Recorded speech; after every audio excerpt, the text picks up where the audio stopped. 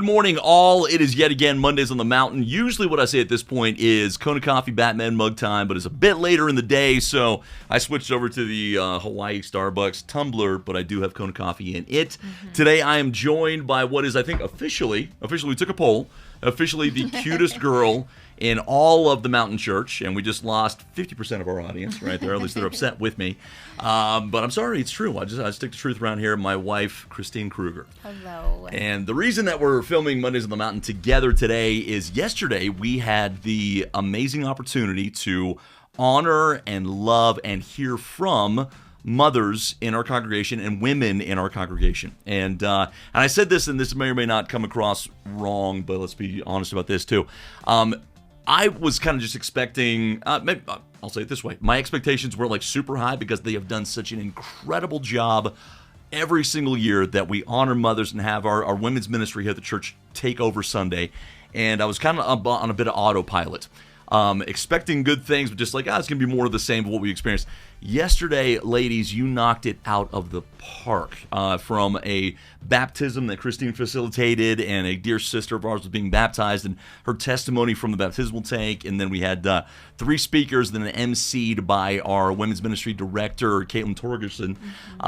From every single one of those precious sisters, the word of God was spoken, the testimony of God in their lives was spoken, and the uniform thing that I thought was really incredible, because they didn't coordinate this, was every single one of them talked about going through a difficult season or seasons in their life and trusting God with it implicitly, and that God has shown himself faithful in all things. Matter of fact, the dear sister got baptized. She was talking about coming to this church in a very difficult season of her life. And Kylie says this, she goes, I started coming to church to just stop being angry with God.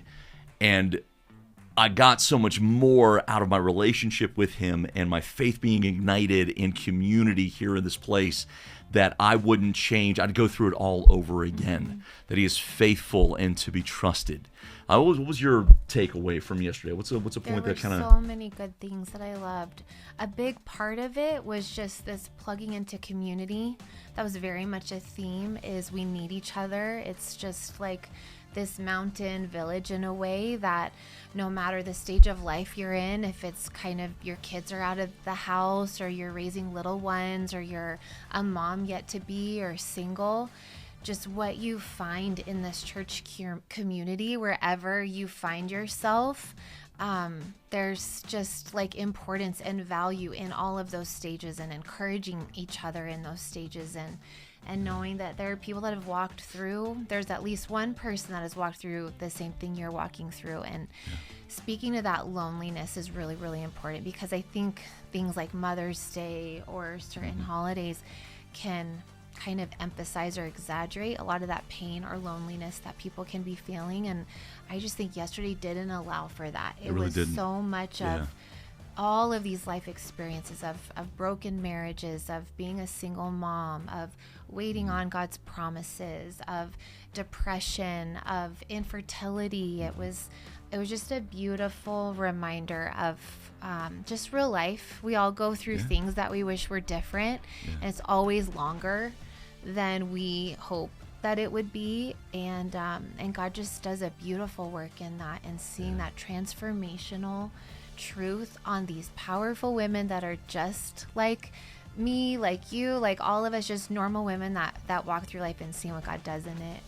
It was really, really beautiful. Yeah, it really was. So here's my question for you then, because this is not just a truth reserved for the women amongst us. This is a universal truth for all of us. Are you plugged into a community? We would love to have you here at the Mountain Church, but we also know that the Mountain Church isn't for everyone. Heck, you might be watching this on a different continent. Are you plugged into community? Because the bottom line is this, that God is truly all we need, but he tends to flesh himself out in communities, around tables, with close friends that you're doing life with, and being discipled by and discipling yourself. So if you find yourself maybe even on, there's so many of us out there just like, this whole church thing, it doesn't work for me. I want to say it this way. I think you get out of relationships and community what you put into it. So are you plugged in? Have you tried church in that respect, that you're actually like And listen, I'm going to be outside myself. I'm going to seek it out instead of doing the American consumer thing and sitting back and getting upset if people don't meet all of your needs. I'll say it this way. You will not get all that God has for you without being plugged into community. So would you consider that again today and ask yourself that question today?